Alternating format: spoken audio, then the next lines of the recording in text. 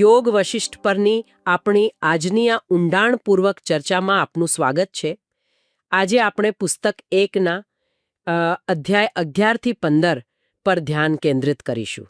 હા, અને આ અધ્યાયનું કેન્દ્રબિંદુ છે રાજકુમાર રામ.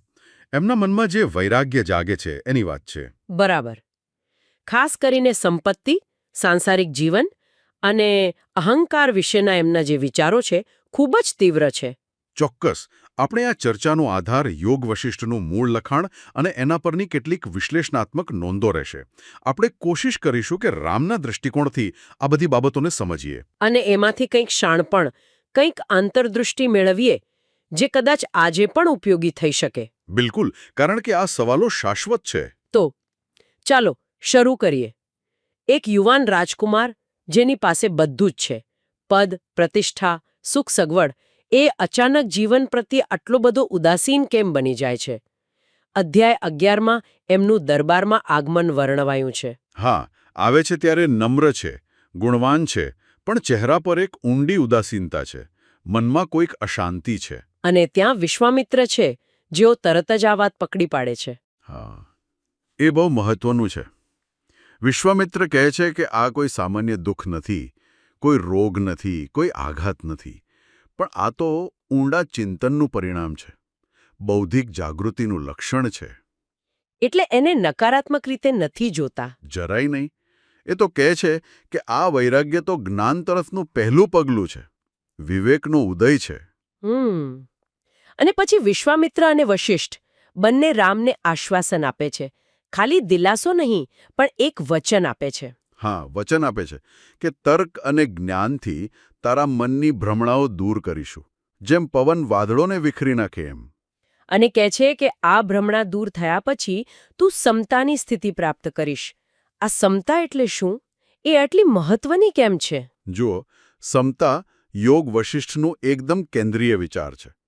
એ એવી માનસિક સ્થિતિ છે જ્યાં વ્યક્તિ સુખ, દુઃખ, લાભહાનિ, માન અપમાન આ બધા દ્વંદ્વોથી પર થઈ જાય. એટલે કે એને કશાની અસર ન થાય. અસર થાય, પણ એનાથી વિચલિત ન થાય. સોનું હોય કે પથ્થર, મિત્ર હોય કે શત્રુ, એના પ્રત્યેનું જે ભાવ છે એ સમાન રહે, આંતરિક સ્થિરતા આવે. ઓહ. અને આ મહત્વનું એટલા માટે છે કે આપણું મોટાભાગનું દુઃખ તો આપણી પ્રતિક્રિયાઓમાંથી જ જન્મે છે, ખરું ને? સમતા એ પ્રતિક્રિયાને શાંત અને સ્થિર બનાવે છે. બરાબર. હવે અધ્યાય 12 પર આવીએ. રામ પોતે બોલે છે, પોતાની સ્થિતિનું કારણ જણાવે છે. હા, એ કહે છે કે તીર્થયાત્રા દરમિયાન એકાંતમાં એમના મનમાં ઘણા વિચારો આવ્યા. સાંસારિક સુખોનો અર્થ શું? જીવનનો હેતુ શું? અને એમાં પેલો વિચાર કે માણસો મરવા માટે જ જન્મે છે અને ફરી જન્મ લેવા માટે મરે છે. આ ચક્ર એમને બહુ નિરર્થક લાગે છે. બિલકુલ.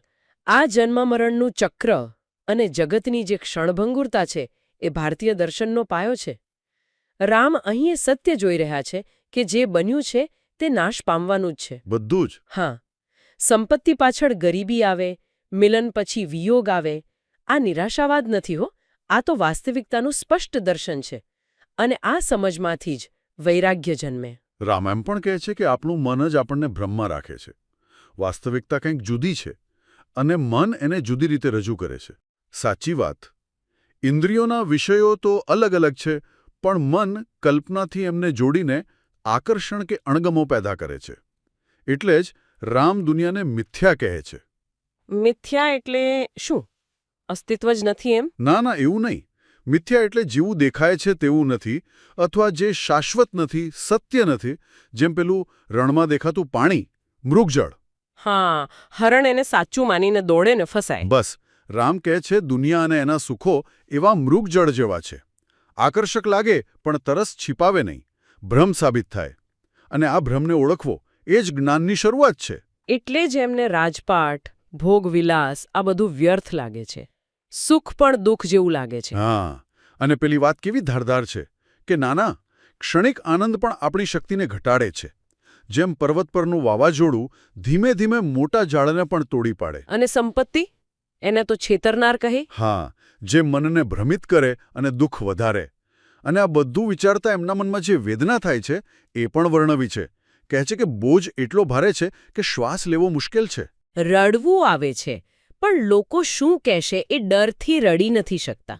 બરાબર. આ જે આંતરિક સંઘર્ષ છે એ જેમના વૈરાગ્યની ઊંડાઈ બતાવે છે. આ કોઈ ઉપરછલ્લી વાત નથી. પછી આવે છે અધ્યાય 13, સંપત્તિની જે આકરી નિંદા કરી છે, ખરેખર આંચકો લાગે એવી. એને આશીર્વાદ નહીં પણ મુશ્કેલીઓનું મૂળ ગણાવી છે. આટલું બધું? જો, રામ અહીં સંપત્તિના જોખમો બતાવવા માંગે છે અને એના માટે રૂપકોનો ભંડાર ખોલી દે છે. કેવા રૂપકો? ઘણા બધા છે, જેમ કે સંપત્તિ ક્ષણિક છે, વરસાદી નદીના પૂર જેવી, ગમે ત્યારે તાણી જાય. અસ્થિર છે, બળેલા પગવાળી સ્ત્રીની જેમ ક્યાંય ટકે નહીં. મેઘધનુષ કે વીજળી જેવી પળવારમાં ગાયબ. એટલે કે એના પર ભરોસો ન રખાય? બિલકુલ નહીં. બીજું, એનો સ્વભાવ ભ્રષ્ટ કરનારો છે. દીવાની જ્યોત જેવી. દેખાવ અજવાળાનો કરે, પણ અંતે માલિકને બાળીને કાળો કરે ને પોતે બુજાઈ જાય. હા. ચિંતાઓ વધારે. જેમ પવનથી દરિયામાં મોજા ઉઠે અને સાપને દૂધ પીવડાવો તો ઝેર વધે, એમ સંપત્તિ દુર્ગુણોને પોષે છે, ઝેરી છોડ જેવી છે. અને માણસના ચારિત્ર્ય પર શું અસર કરે છે? એ સૌથી ગંભીર વાત છે. રામ કહે છે કે સંપત્તિ હૃદયને કઠોર બનાવે છે, દયાહીન બનાવે છે, સારા માણસોના સારા ગુણોને પણ ઢાંકી દે છે. જેમ રત્નો પર ધૂળ જામી જાય એમ. હા, બરાબર. વિદ્વાન હોય, બહાદુર હોય, નમ્ર હોય, પણ સંપત્તિનો મદ આવે એટલે આ ગુણો ઝાંખા પડી જાય. માણસ એકલો પડી જાય, જેમ સાપની ગુફા કે હાથીઓથી ભરેલું જંગલ. પણ આ બધું સાંભળીને એમ લાગે કે સંપત્તિ એટલે જાણે શ્રાપ જ છે. શું એનો કોઈ સારો ઉપયોગ જ નથી? ગ્રંથ શું કહે છે? સારો સવાલ છે. જુઓ, યોગ વસિષ્ઠનો મુખ્ય ભાર સંપત્તિ પર નથી, પણ સંપત્તિ પ્રત્યેની આપણી આસક્તિ પર છે. ઓહ, એટલે પ્રોબ્લેમ સંપત્તિમાં નથી, આપણી પકડમાં છે. બરાબર. સંપત્તિ હોવી એ પાપ નથી, પણ એને જ સર્વસ્વ માની લેવું, એના માટે ખોટા રસ્તા અપનાવવા, એના નશામાં બીજાને તુચ્છ ગણવા, એના જવાથી દુઃખી થવું, આ આસક્તિ છે. અને આ આસક્તિ જ બંધન અને દુઃખ લાવે છે. રામના આકરા શબ્દો આપણને આ આસક્તિના ભ્રમમાંથી જગાડવા માટે છે. સમજાયું. સંપત્તિ પછી અધ્યાય 14માં રામ જીવનની ક્ષણભંગુરતાની વાત કરે છે. અહીં પણ ધારદાર રૂપકો છે. હા, જીવન કેવું તો કે પાંદડાની ટોચ પર રહેલા પાણીના ટીપા જેવું. જરાક હલે ને ગયો. દરિયાના ફીણ કે પાણીના પરપોટા જેવું. પાનખરના વાદળ જેવું. તેલ ખૂટી ગયેલા દીવા જેવું. ક્ષણિક, અસ્થિર. અને એટલે જ આવા જીવન પર ભરોસો રાખવો એ વ્યર્થ છે. જેમ પવનને પકડવો કે મોજાની માળા બનાવવી. બિલકુલ. અને અહીં ફરી એ જ સવાલ આવે છે. જો જીવન આટલું જ ક્ષણિક છે, તો પછી એનો અર્થ શું? જીવવું કેવી રીતે? રામના મતે જવાબ છે સાંસારિક બાબતોમાંથી મનને પાછું ખેંચવામાં. કારણ કે એમાં ફસાયેલું મન જ દુઃખનું કારણ છે. સાચું. જીવન તો એ પરમ શાંતિની સ્થિતિ છે, જેમાં ન ભૂતકાળનો અફસોસ હોય, ન ભવિષ્યની ચિંતા. અને સફળતા કોની? તો કે જે આ જન્મ મરણના ફેરામાંથી છૂટી જાય, જેને ફરી જન્મવું ન પડે. અને અહીં એક બીજી બહુ મહત્વની વાત રામ કહે છે કે જ્ઞાન, બુદ્ધિ, સંપત્તિ, અરે આ શરીર સુદ્ધા બોજ બની શકે છે. બોજ? કેવી રીતે? જો આપણે આપણા સાચા સ્વરૂપને, આત્માને, ન જાણતા હોઈએ તો. જેનું મન શાંત નથી, એને શાસ્ત્રોનું જ્ઞાન પણ ભારરૂપ લાગે. જેને આત્મજ્ઞાન નથી, એને માટે આ શરીર પણ એક કેદખાનું છે. ઓહોહો, આ તો ગજબની વાત છે. આહા. સાચી સ્વતંત્રતા બહાર નથી, અંદર છે, જ્ઞાનમાં છે. પછી શરીર કેવી રીતે નાશ પામે છે એનું ચિત્ર આપ્યું છે. ઉંદર જેમ ઘરને કોતરે તેમ સમય શરીરને કોતરે છે. કીડા જેમ સૂકા ઝાડને ખાય તેમ રોગ ને વૃદ્ધાવસ્થા શરીરને ખાય છે. અને મૃત્યુ એ તો બિલાડી જેમ તાકીને બેઠી છે ઉંદર પર. રાહ જોઈને જ બેઠી છે. તો આ બધાનો સાર શું? જ્યાં સુધી મુક્તિનો, એ શાશ્વત શાંતિનો અનુભવ ન થાય, ત્યાં સુધી આ જીવન ભલે ગમે તેટલું લાંબુ ને સુખી દેખાય, અંતે તો વ્યર્થ જ છે, કારણ કે એ નાશવંત છે. બરાબર. સ્થાયી શાંતિ, પેલી સમતા એ જ સાચું મૂલ્ય છે. બિલકુલ.